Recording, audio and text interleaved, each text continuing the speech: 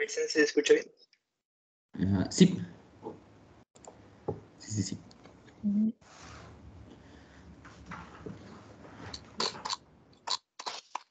Okay. Buenas tardes. Buenas noches, compañeros. En esta ocasión les presentaré una gran parte de la introducción de mi tesis, en donde hablaremos un poco de las estructuras algebraicas.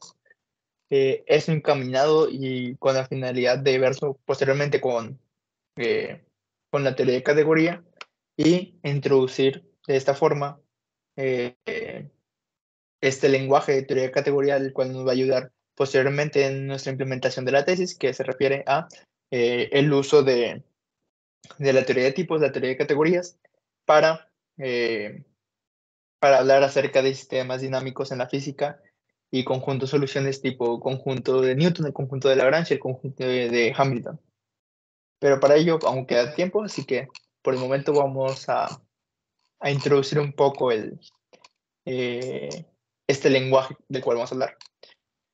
Y un poco como motivación, vamos a hablar un poco de estructuras algebraicas básicas y estructuras algebraicas compuestas, donde vamos a definir las estructuras y subestructuras y los morfismos entre estas para magmas, para subgrupos, para monoides, para grupos abelianos, para anillos, ideales, subanillos y R-módulos. De esa forma, pues podemos comenzar hablando un poco de algunas estructuras algebraicas básicas, o lo que nosotros vamos a definir como estructuras algebraicas básicas. Para ello definimos primero la relación de equivalencia de toda la vida, la que conocemos como, pues dado un conjunto A, definimos una relación de equivalencia de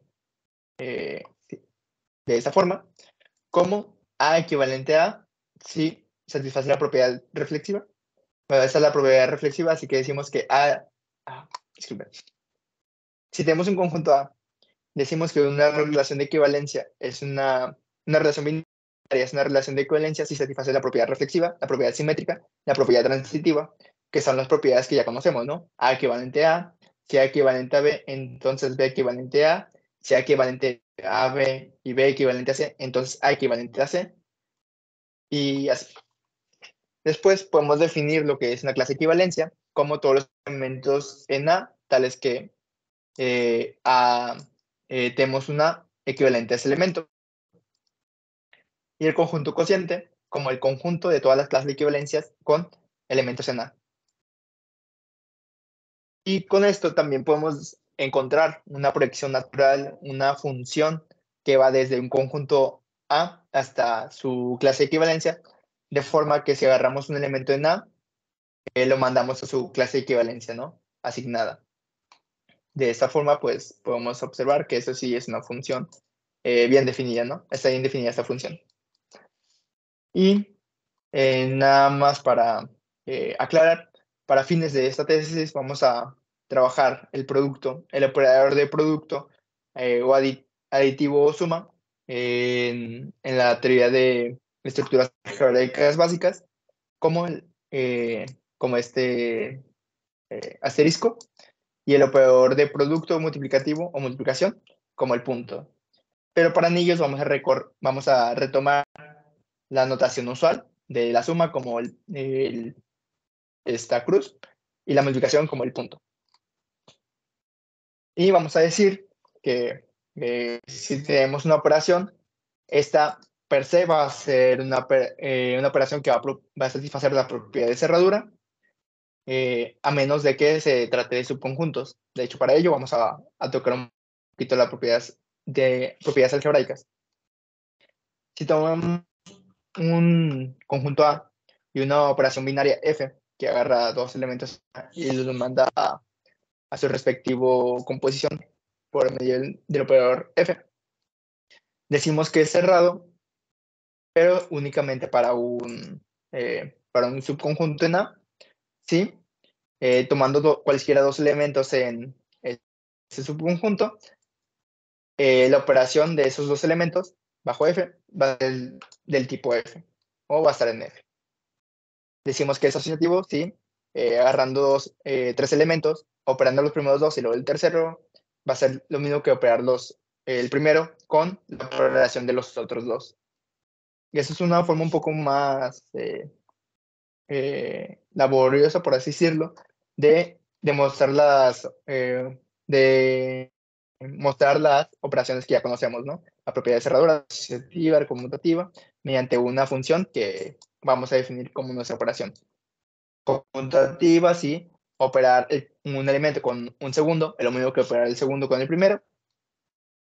Definimos el elemento neutro como un elemento especial, el cual, si agarramos un elemento en A, es conmutativo y además la operación nos da el mismo elemento.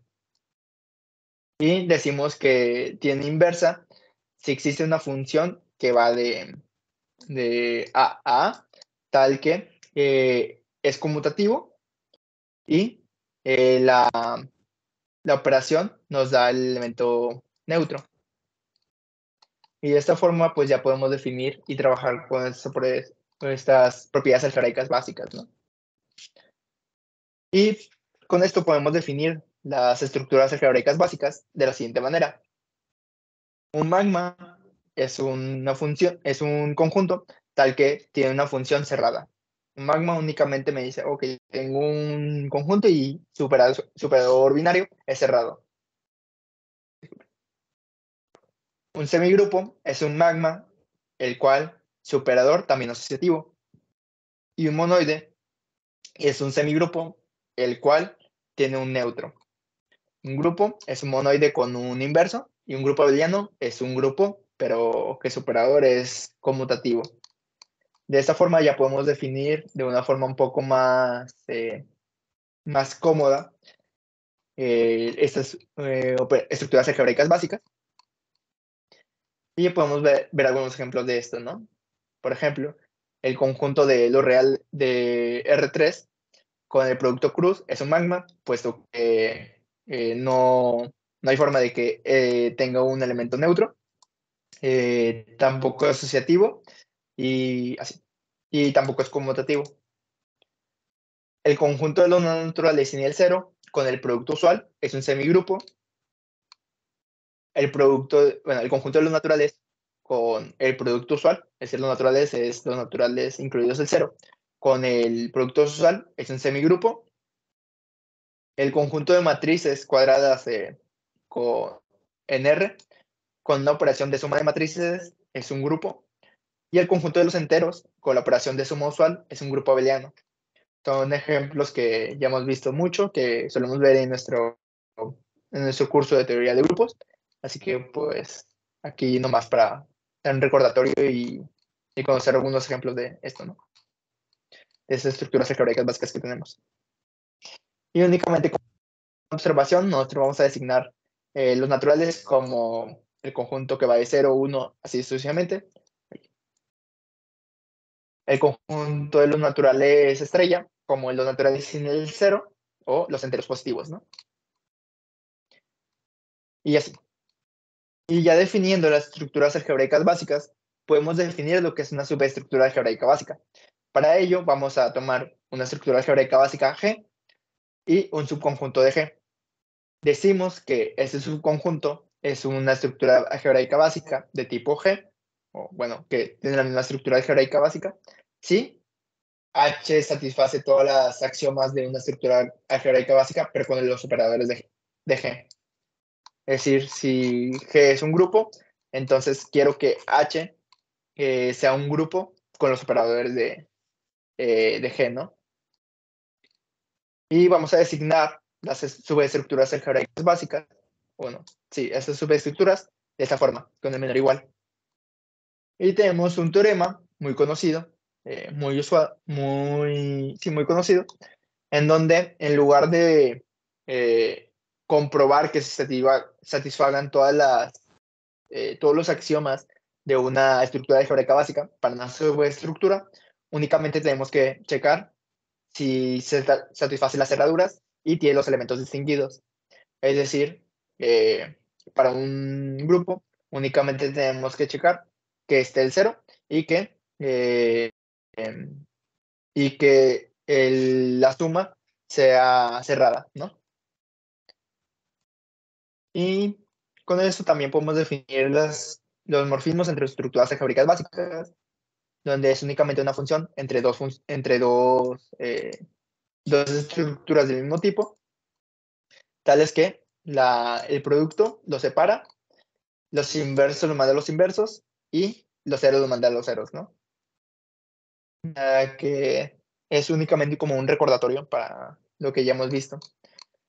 Y aquí como una nota es que no necesariamente se tienen que cumplir estas tres para todas las estructuras algebraicas básicas que vimos.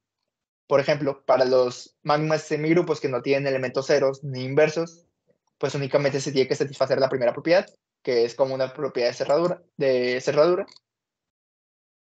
Eh, para los monoides se tiene que satisfacer la propiedad del inverso. Los inversos los tiene que mandar los inversos. Y para el grupos y grupos abelianos se tienen que satisfacer todas las tres propiedades para que se pueda considerar un morfismo entre subestructuras, entre estructuras algebraicas básicas. Y pues ya definiendo morfismos, también podemos definir lo que es un isomorfismo, que para esto necesitamos dos estructuras algebraicas básicas del mismo tipo, llamémosla G y H, y dos funciones, una que va de G a H y una que va de H a G, tales que la composición me da los elementos identidad de H y G, respectivamente. Con esto ya podemos denotar que dos estructuras algebraicas básicas son isomorfas mediante ese símbolo. Y también es natural ver el teorema, este teorema, donde si tenemos dos estructuras algebraicas básicas y un morfismo biyectivo entre ellas, entonces de forma casi directa, estas dos estructuras algebraicas básicas son isomorfas. Aquí definimos un poco lo que es la clase izquierda y la clase derecha, lo cual nos va a ayudar para después definir lo que es un subgrupo normal y los subgrupo factor. Pero eso es únicamente por completez de la teoría de grupos, ¿no? Ya visto el tema de las estructuras algebraicas básicas, podemos hablar de estructuras algebraicas, pero un poco más ricas, unas estructuras algebraicas que nosotros vamos a llamar estructuras algebraicas compuestas, donde recaen los anillos, los R-módulos y los ILs, donde no tenemos únicamente un operador, sino que más de uno. Para ello, pues podemos empezar con la estructura algebraica de un anillo, en donde tenemos un conjunto y dos operadores, donde para el primer operador se tiene que conformar un grupo y para el segundo un grupo abeliano y para el segundo operador se tiene que conformar un bonoide, tales que satisfagan la propiedad distributiva, ¿no? Ese es como que un resumen de todo esto, ¿no? Decimos que un anillo es conmutativo, ¿sí? Bajo el segundo operador es un producto conmutativo. Y decimos que es un campo si es un anillo conmutativo y además para todo elemento diferente del neutro aditivo existe su inverso. Y también se le suele llamar campo o anillo con división. Algunos ejemplos de estos tipos de anillos es, por ejemplo, las matrices las matrices cuadradas en R, con los operadores de suma y producto usual, conforman un anillo. El conjunto de los enteros con la suma y producto usual conforman un anillo conmutativo. Los reales con la suma y producto usual conforman un campo. Y los enteros módulo P es un anillo, bueno, con la adición y multiplicación modular. Es un anillo con infinitos divisores de cero, donde los infinitos divisores de cero son múltiplos de P, y exceptuando el cero. Sao tenía una pregunta. Sí. Igual es una pregunta como que más etimológica, la verdad, no sé. Pero es que, ¿de dónde? Nunca había escuchado eso, lo de magma. ¿Así le dices? Sí, es la primera estructura que es la pues menos interesante, que es la que únicamente que es cerrado, ¿no? Así lo solemos llamar. Tenía otro nombre, pero ese nombre lo dejamos de utilizar, dado que también en teoría de categoría otro nombre se suele usar. ¿Cuál era? Pero pues es la cerradura usual, ¿no? Sí, es Pues, solo que nuestro conjunto satisfaga la cerradura usual bajo nuestro operador. Y bueno, igual, digo, ya de pregunta más de curioso, o sea, no, ¿por qué magma? O sea, disculpa la molestia. Ah, eso sí, no sé, no, no tengo idea de la etimología de magma monoide. Monoide, pues sí, ¿no? O sea, es como que estructura así de uno, pero pues lo de magma sí se me hace extraño, la verdad que no, nunca lo había escuchado ni visto. No Sí, sé si no. usted, doctor, me responda. la verdad no tengo ni idea. Las estructuras estas de magma, o sea, como dice Marco, ¿no? Pues esencialmente lo que quieres es una estructura que, pues lo único que tienes es una multiplicación y tu multiplicación ni tan siquiera es asociativa y a lo mejor ni tan siquiera tiene neutro, ¿no? Entonces, por ejemplo, es algo así como, por ejemplo, multiplicación de octonios, una cosa así rara. Entonces, en general, pues no hay muchos resultados, ¿no? En general, o sea, si tienes una estructura de la cual no sabes nada, pues no puedes decir mucho, ¿no? No hay muchos teoremas que demostrar. Entonces, más bien como que se define un poquito, pues como dice Marco, ¿no? Como por completez, ¿no? Decir, ok, o sea, si le quito todo, pues ¿qué es lo que me queda? Pues lo que me queda es una operación, ¿no? Pero realmente, pues de ahí en fuera no sé, o sea, no los conozco y mucho menos de dónde vengas. Sí, ahí sí Vale, vale. lo tendrás que googlear tú. Está bien, no hay pedo. Ahí lo checo. Ok. ¿Alguna otra pregunta? Bueno, yo al menos hasta ahorita, pues estás resumiendo pues todo lo de las estructuras básicas y, bueno, estructuras algebraicas, y me imagino que después de eso vas a llegar bueno, a lo de categoría, ¿verdad? Sí, lo que voy a hacer ahorita es definir todas las estructuras algebraicas básicas y compuestas. Y pues ahorita estamos viendo que es mucho problema, ¿no? Tenemos que definir pues cuáles conforman nuestras eh, divisiones, por así decirlo. Después sus subestructuras, los teoremas de subestructuras, los morfismos, los teoremas de isomorfismos y el kernel, la imagen y todo eso. Pero cuando veamos ahorita un poco más adelante, o tal vez en la siguiente sesión, el tema eh, de teoría de categoría, veremos que todos estos realmente conforman una categoría y no importa cuántos objetos tengamos. Por ejemplo, ahorita solo estamos trabajando con un objeto, que son los conjuntos, tipo el grupo o el conjunto que conforma el grupo, el conjunto que conforma el anillo, pero cuando tengamos más objetos, tipo dos R módulos, que es un anillo y un conjunto, o un ideal, que es un anillo y un subconjunto del anillo, veremos que pues se va a complicar un poco más el cómo definir todas las subestructuras, todos los kernels, la imagen y los teoremas de isomorfismos. Así que pues ahorita nos estamos presentando como usualmente se suele presentar en teoría de anillos o teoría de grupos, pero con teoría de categoría se puede hacer un poco más directo. Así que es un poco a lo que queremos llegar con esto, ¿no?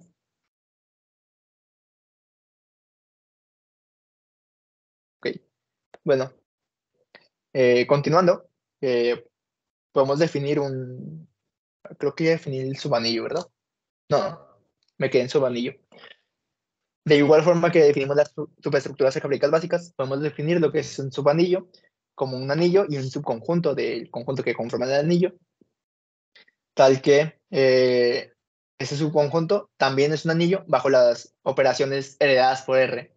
Es decir, ese subconjunto con esas operaciones tiene que ser un anillo, tiene que hacer los axiomas del anillo. Y pues se va a denotar como ese subanillo de esa forma. Pero también tenemos el teorema en el cual nos dice que si únicamente satisface si solo checamos que satisfaga la cerradura del producto y la cerradura de la suma y tenga los elementos neutros, los elementos que nos interesan, los neutros inversos, entonces ya podemos decir que ese es un subanillo. Se inicia de checar todos los axiomas, ¿no? Posteriormente, de igual forma que hicimos con subestructuras, podemos definir lo que es un morfismo entre anillos, que es teniendo dos anillos R y S.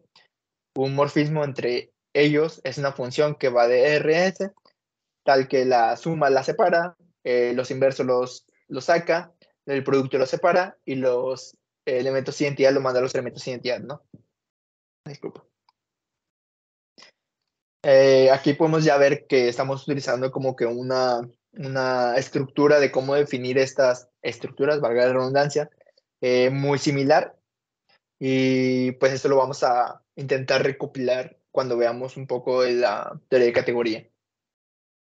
De igual forma definimos los isomorfismos entre anillos como dos funciones que van entre los dos anillos, tal que su composición me da las identidades. Definimos cómo vamos a denotar estos isomorfismos. De igual forma, si tenemos una función que va de un anillo a otro y es un morfismo biyectivo, entonces esos dos anillos son isomorfos, ¿no? Porque este también es la inversa, y la inversa sabemos que su composición me da las identidades.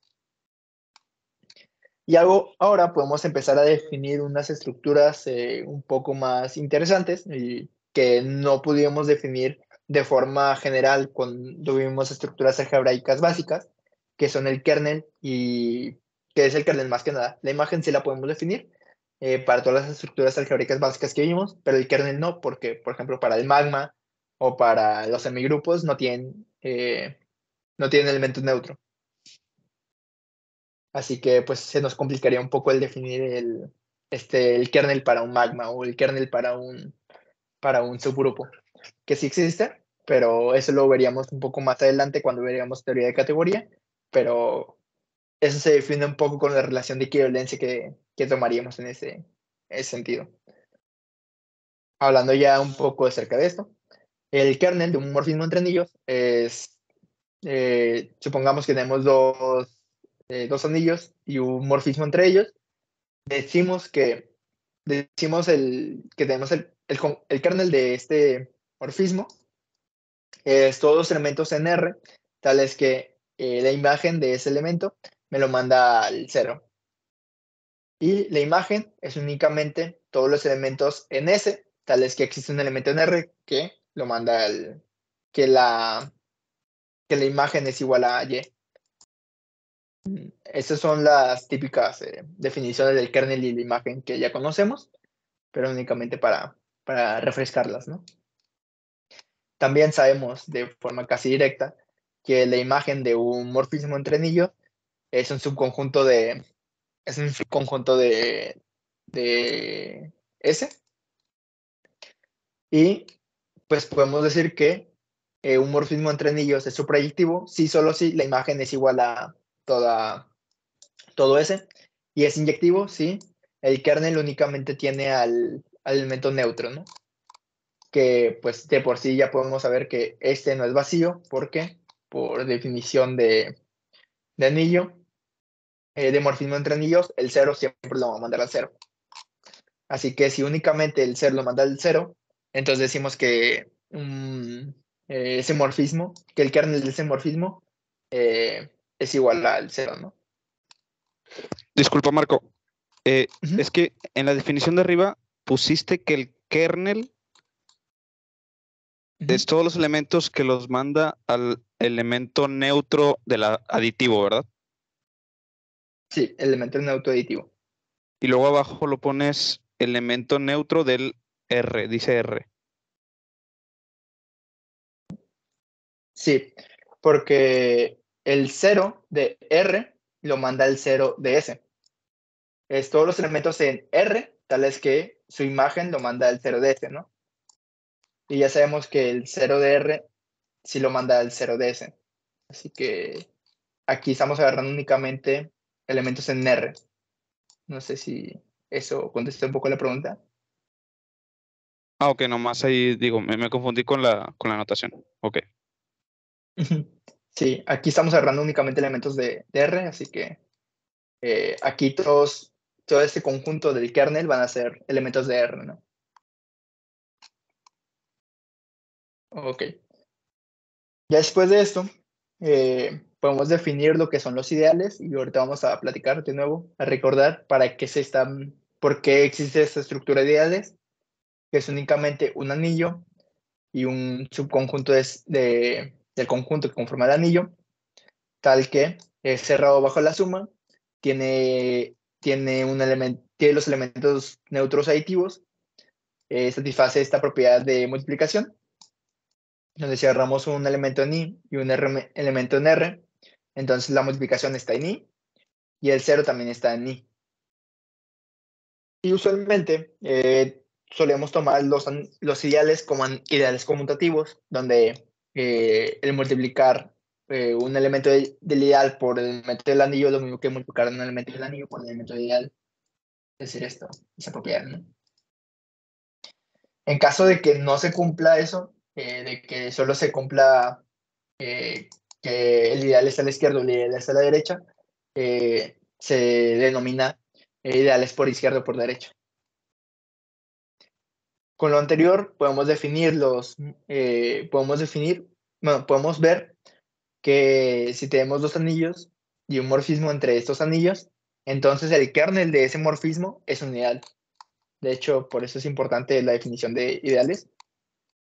Y de hecho el kernel es una estructura muy interesante porque no es constante ante el cambio de estructuras algebraicas.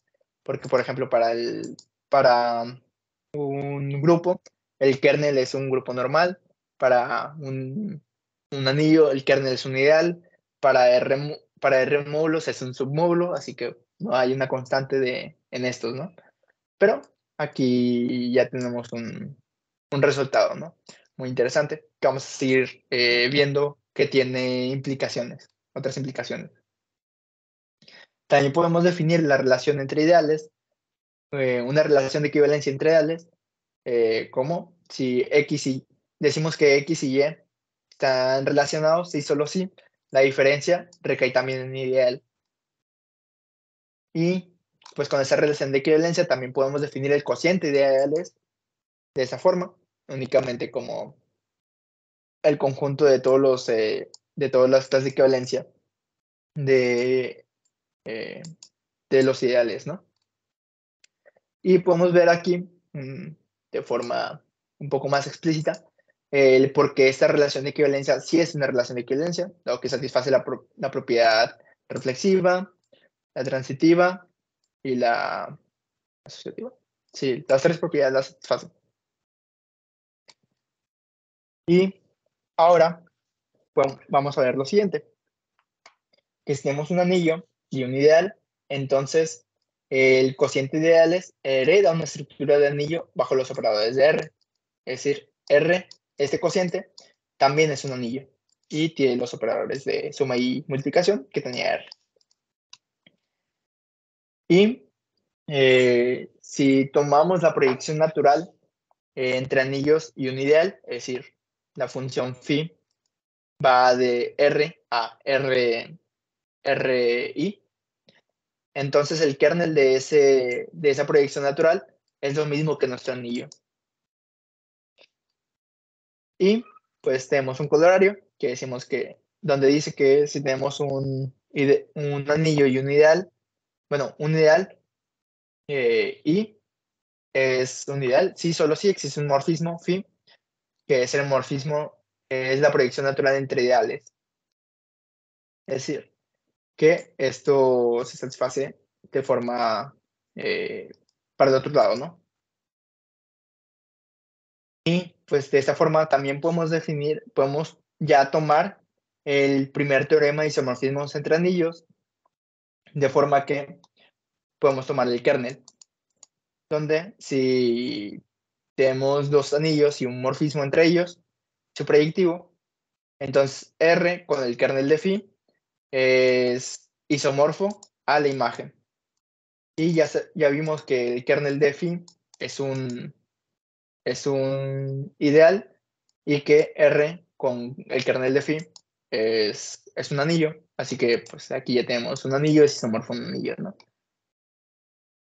Y solo como observación, si tenemos un morfismo entre anillos, la imagen del morfismo es menor o igual a S, el kernel del morfismo es menor o igual a R, y la proyección natural satisface este diagrama de conmutación, donde hay una función de RS llamada phi, pero también hay una forma de pasar de R a R ker de phi y S a la imagen de phi, tal que estas dos están relacionadas por la proyección natural. Con esto también podemos trabajar con los R módulos de forma similar, únicamente que es una estructura más allá, es una estructura algebraica compuesta que tiene dos objetos, que es un anillo y un conjunto, donde decimos que ese conjunto es un R módulo, ¿sí? Teniendo dos operaciones, una de suma y una de multiplicación, pero la multiplicación vemos que está teniendo un elemento en el anillo que satisface todas estas propiedades, que es la propiedad asociativa de la suma, el cero, el elemento neutro, una propiedad como distributiva, no, asociativa del producto, el elemento neutro del producto, una propiedad distributiva y que es conmutativo. Si satisface esto, pues es un R módulo. Aquí podríamos intentar reducirlo con palabras diciendo que tiene que ser asociativo bajo la suma o cosas así, pero pues creo que es más directo el verlo de esa forma. Y como un easter egg o un fun fact sobre los R módulos es que si R es un campo y ese campo también es un R módulo, entonces ese campo es un espacio vectorial. Y si I es un ideal del anillo R, entonces I tiene una estructura de R módulo de manera natural, porque satisface todo esto. Donde I tomaría el lugar de nuestra M. Un submódulo de igual forma lo podemos definir como un subconjunto del conjunto M, tal que satisface todas las propiedades para que sea un R módulo bajo los operadores de M. Y tenemos el mismo teorema, donde aquí no lo podemos decir como que tiene que satisfacer cerradura por esta operación, pero pues en general tiene que satisfacer, podemos decirlo así simplificado, que tiene que satisfacer cerradura bajo la suma, tiene que tener los elementos inversos, los neutros, y tiene que ser cerrado bajo el producto el producto de R, ¿no? Y de igual forma podemos definir el morfismo entre R módulos, como la suma lo saca la suma, el inverso lo manda al inverso.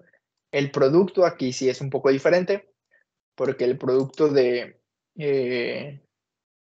un elemento en el anillo por un elemento en el R módulo tiene que ser lo mismo que el elemento en el anillo con la imagen del producto con la imagen del R módulo. Y el 0 lo manda al 0. Es un poco como que confuso pero solo veamos que ese es un anillo y ese es un conjunto, bueno, es un elemento de un conjunto, y ese va a ser un anillo y ese va a ser un elemento del conjunto. No tenemos definido phi de un elemento en el anillo, así que pues no podemos tener aquí phi de R. Y después ya podemos definir de igual forma el isomorfismo entre módulos de forma natural, de forma como la que hemos hecho siempre. La notación que vamos a utilizar siempre. Y aquí faltó, pero también está el teorema que tenemos siempre, ¿no? Ah, no, de hecho es aquí. Pero aquí también está la nota. Con esto, también podemos definir el kernel de un morfismo entre R módulos de forma igual que siempre, como los elementos en el conjunto, tales que la imagen de ese elemento bajo phi me da el 0 y la imagen también la definimos como siempre, ¿no? Y en este caso, aquí tenemos que el kernel es un subconjunto de M y la imagen del morfismo también es un subconjunto de N y ambos son submódulos. Esto es lo que comentaba antes. Para grupos, el kernel es un grupo normal, para anillos es un ideal y para R-módulos es un submódulo. Así que pues como que no tiene tanto una consistencia el kernel entre estructuras algebraicas básicas, ¿no? No podemos decir que para todas las estructuras algebraicas básicas el kernel siempre va a ser una superestructura o va a ser una superestructura normal, si algo así existe, o una estructura diferente, ¿no? No necesariamente. Y pues también podemos decir que si tenemos un morfismo entre R módulos, este es subproyectivo si la imagen es igual a N, donde el morfismo va de M a N, y es subproyectivo si el kernel únicamente tiene al 0 del dominio, ¿no?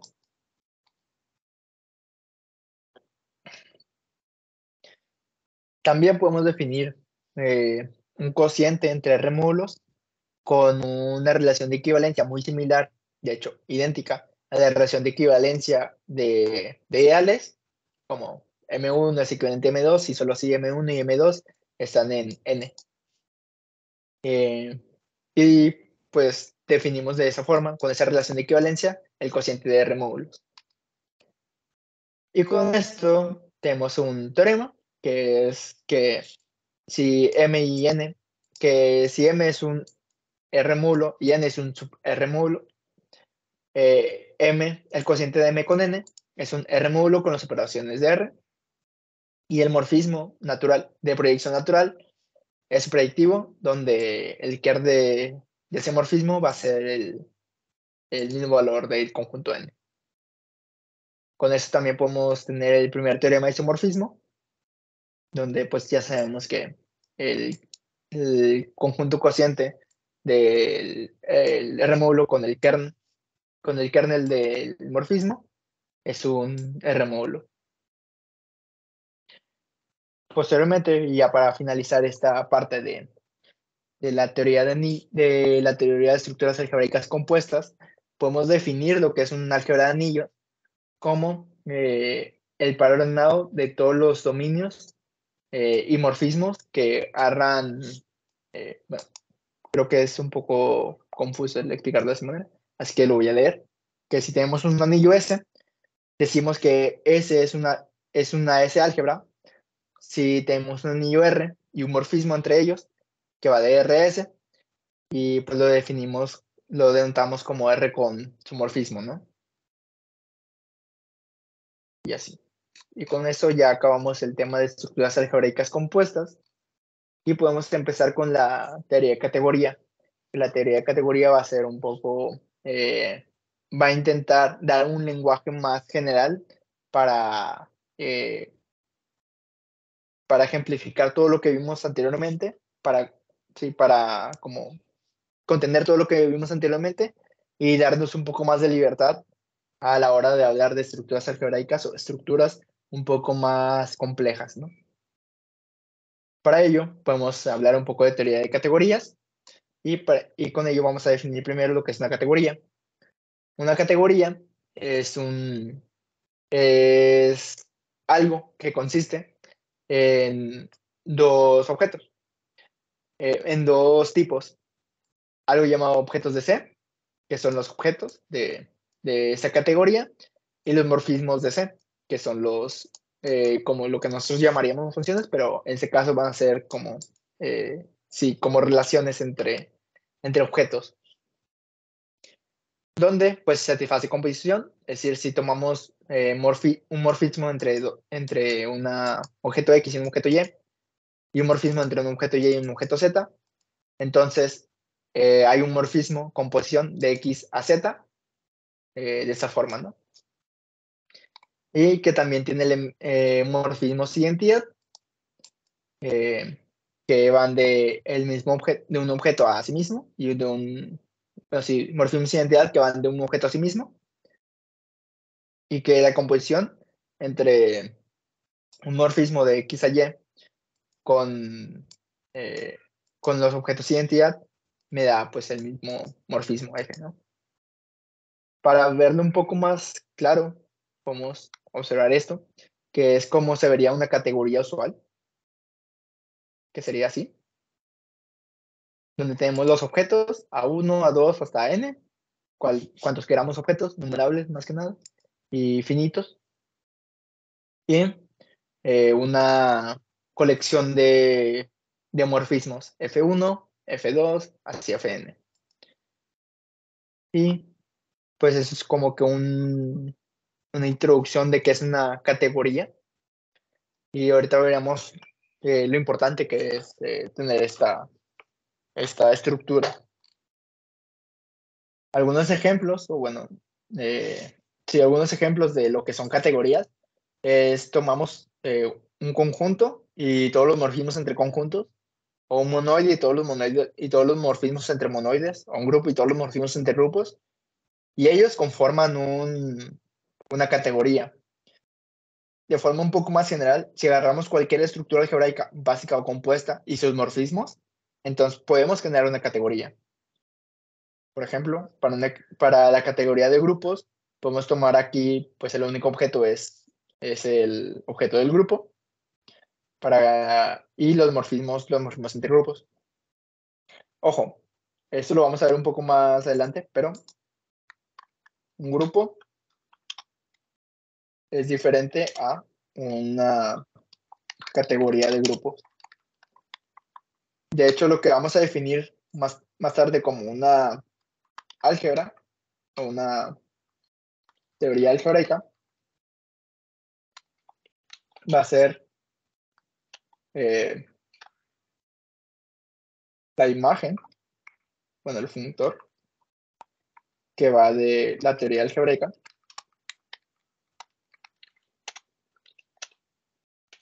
a la teoría de conjuntos. Eso lo vamos a ver un poquito más adelante, pero únicamente para discernir entre qué es esto, ¿no?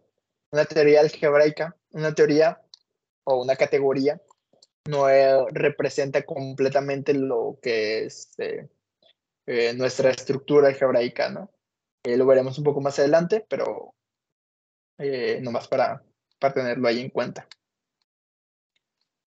Y pues algo que vamos a tener que discernir también y vamos a tener que definir es algo llamado un funtor, que va a ser algo similar a lo que nosotros conocemos como funciones, nada más que estos funtores van a tomar objetos, van a tomar nuestros objetos en la categoría. Para ello, un funtor agarra dos categorías iguales y decimos que un funtor de C a D se denota de esa forma, y es aquel que si agarramos un objeto en C, existe un objeto en D, tal que es la imagen, ¿no? F de X. Para cada morfismo en C, del tipo que va de X a Y, existe un morfismo en D, tal que va de F de X a F de Y. Y se satisface las propiedades de que la identidad la manda la identidad y las composiciones, ¿no? La composición la saca también. Y algo que podemos observar, o bueno, como un dato extra, es que hay unos funtores de forma trivial, de forma natural, de anillos a grupos abelianos, de grupos abelianos a grupos, de grupos a monoides, de monoides a conjuntos y así. Así que pues si tenemos un anillo y le agregamos un anillo conmutativo, hay un funtor de un anillo conmutativo a un anillo, o de un anillo a monoides, y así sucesivamente. Aquí hay un ejemplo de una categoría, que es una categoría de espacios vectoriales, donde está conformada por por todos los, ¿cómo decirlo?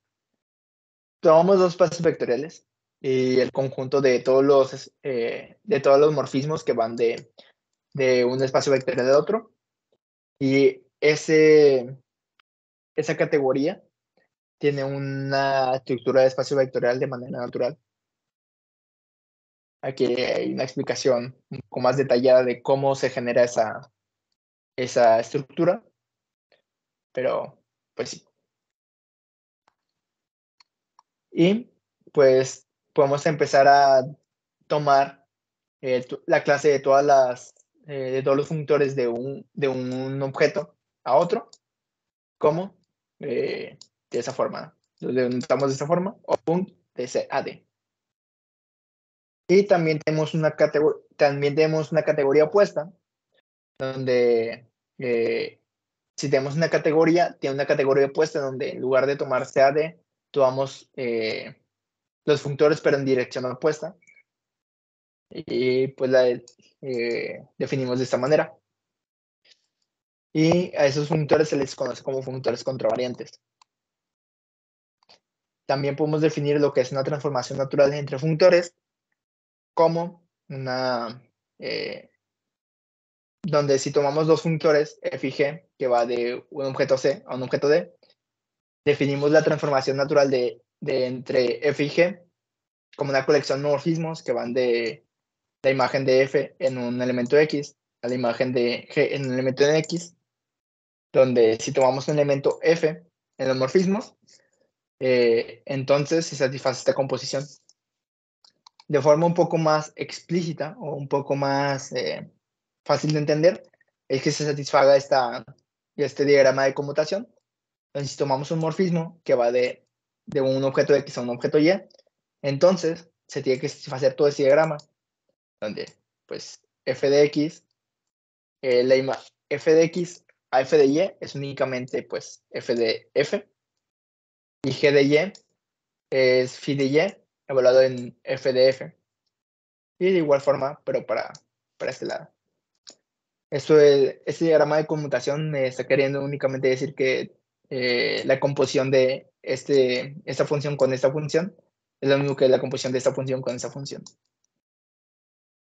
Aquí hay un ejemplo de cómo se ve este diagrama, esta definición de transformación natural, pero para espacios vectoriales, donde el morfismo puede ser cualquiera, pero las funciones, los morfismos entre estas categorías son los dobles duales.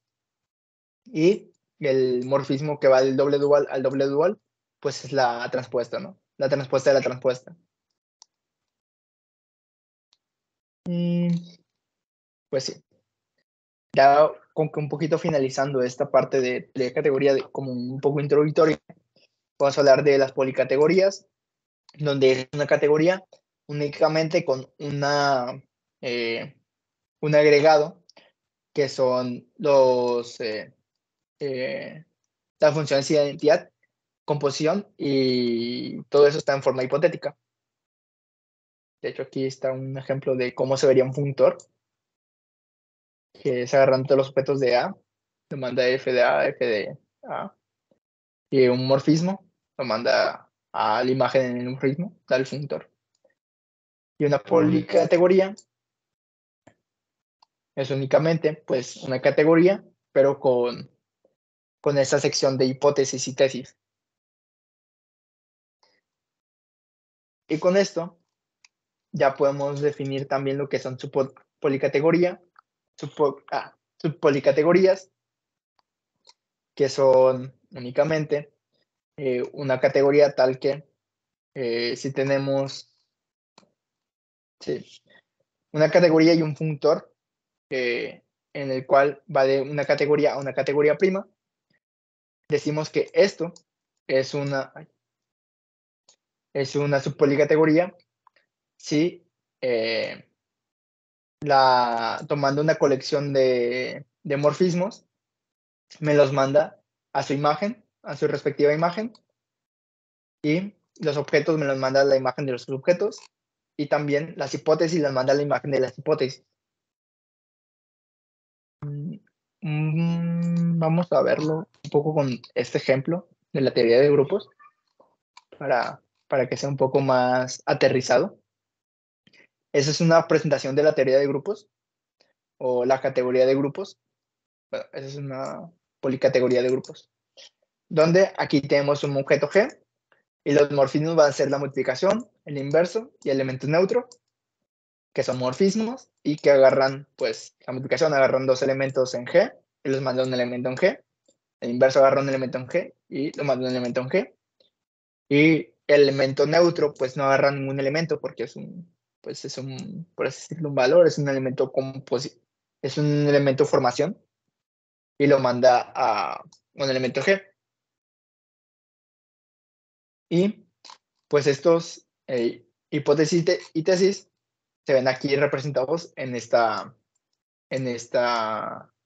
sentencias, donde esta es la hipótesis. Ejemplo, tomamos X, Y y Z, elementos tales que son de tipo X, Y y Z. X, Y y Z son de tipo G. Entonces, pues tiene que satisfacer la propiedad asociativa, ¿no? También tomamos un elemento X de tipo G. Entonces, el elemento X con el neutro tiene que satisfacer todo esto, ¿no? Que es una forma un poco más laboriosa, por así decirlo, para ver una categoría de grupos, o bueno, lo que nosotros definiríamos como un grupo, porque aquí realmente pues podemos verlo como, es un conjunto y eso pues es los axiomas de la teoría de conjuntos, ¿no? Pero pues eso nos va a servir un poco más adelante para las representaciones de todas estas estructuras algebraicas básicas que teníamos anteriormente. De igual forma podemos ver la presentación, pero en la teoría de anillos, que es toda esta, donde hasta aquí es una categoría. Y agregando la parte hipotética, es una policategoría. Y pues ahorita en la siguiente sesión, vamos a ver que esas se llaman teorías algebraicas. Una policategoría también se puede considerar una teoría algebraica. Únicamente la teoría algebraica no va a tener una restricción en esta parte de hipótesis y tesis, que para que sea una teoría algebraica únicamente tenemos que utilizar el operador igualdad. Los operadores de mayor igual, los operadores de relación u otros operadores no están permitidos en la teoría algebraica, pero pues eso es como que un poco general.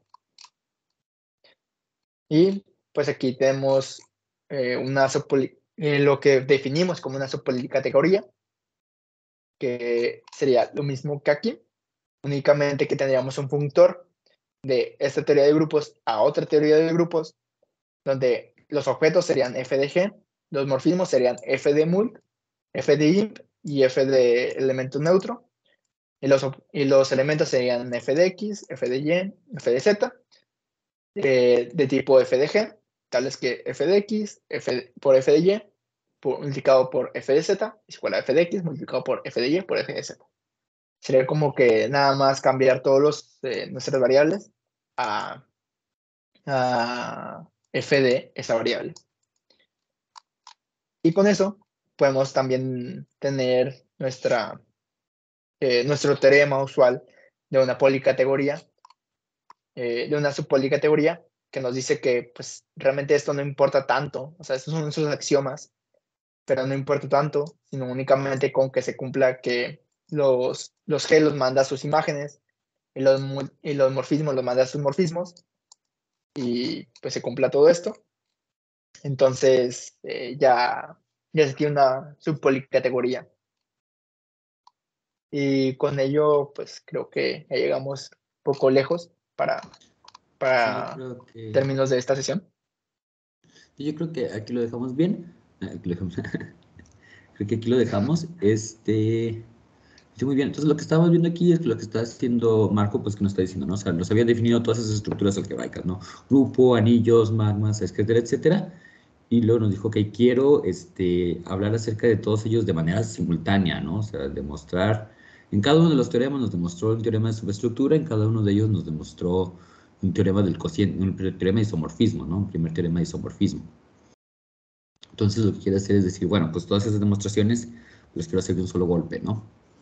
Entonces, ¿qué hacemos? Pues cuando queremos matar más de un pájaro de un tiro, lo que tenemos que hacer es pues, introducir una abstracción, o necesitamos abstraer qué es lo que tienen en común todas estas estructuras algebraicas. Y esta noción de categoría, o en particular de policategoría, pues es la noción que me permite trabajar todos ellos, ¿no? Entonces, de alguna manera, estamos generando estas policategorías que me están generando la teoría de grupos, la teoría de anillos, ¿no? La teoría de módulos, etcétera, etcétera. ¿Verdad? Un poquito para abajo. Y como vamos a ver, pues tenemos un lenguaje que me permite presentar teorías algebraicas, ¿no? Entonces, como nos dice Marco, ¿no? Necesito que mis axiomas, pues tengan la forma que tenemos allá abajo, ¿no? O sea, mis axiomas son, pues declaro elementos, les pido que estén en alguno de los elementos de mis, en algunos de los objetos que definí, y pues van a satisfacer las propiedades correspondientes, ¿no? Entonces, por ejemplo, en este caso, pues nada más tenemos un solo objeto, ¿no? Entonces, obviamente, todos mis elementos pues, van a estar ahí. Pero, por ejemplo, cuando definimos nuestra teoría de módulos, no sé si la tengas escrita aquí en algún lado.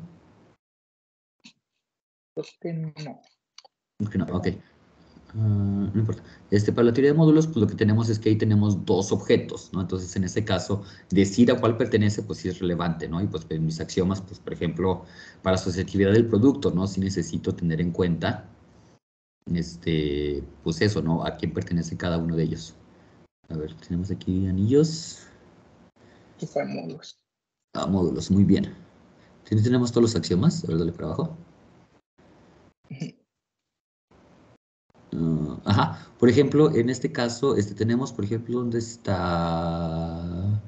Tenemos asociatividad. Aquí, por ejemplo, anillo, módulo. Para multiplicación, por ejemplo, para la distributividad, ¿no? Tenemos que mi X es un elemento de R, ¿no? El penúltimo axioma, tenemos elementos en R y tenemos elementos en M, ¿no? Entonces, o sea, tengo que decir a quién pertenece cada uno de ellos y luego pues, ya tenemos eso de distributividad. Ajá, gracias. Gracias por señalarlo. No, entonces es el que tenemos ahí, ¿no? Entonces, pues tenemos que tener cuidado, ¿no? O sea, tenemos que tener cuidado de a dónde pertenecen mis elementos y estos axiomas pues me permiten hacerlo, ¿no? Por ejemplo, el que está encerrado un poquito arriba, ¿no? También tenemos, ¿no? Tengo 3 elementos, pero 2 de ellos pertenecen a mi anillo, uno pertenece a mi módulo. Lo que tenemos aquí es la asociatividad del producto. Entonces, obviamente, sí es importante, pues decir, ¿no? Que no puedo multiplicar 2 elementos de mi módulo, ¿no? Entonces, tengo que decir cuáles pertenecen a mi anillo, cuáles pertenecen a mi módulo, y, pues, escribir el axioma de asociatividad, ¿no? Que es el axioma que tiene encerrado y un poquito arriba. Entonces, como podemos ver, este lenguaje, pues, me está pudiendo definir, ¿no? De alguna manera, lo que teníamos antes escrito, ¿no? Como mi definición de todas mis estructuras algebraicas, pues me está diciendo, ¿no? De manera formal, los puedo escribir de esta manera. Y pues lo que va a querer hacer Marco en nuestra siguiente sesión, pues es utilizar este lenguaje para demostrar pues, los que habíamos visto, ¿no? El teorema de sobreestructura, el teorema el primer teorema de isomorfismo, pero todos utilizando este lenguaje de policategorías, ¿no? De teorías algebraicas. Entonces, si supongamos que tenemos una teoría algebraica, entonces, teorías algebraicas, pues son la teoría que me define o los grupos, o los anillos, o todo, cualquier otra estructura algebraica que se les ocurra. Y pues Marco nos va a demostrar que todos ellos van a satisfacer los teoremas correspondientes. Okay.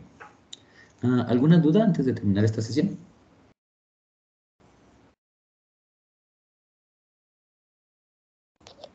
Por mí todo bien.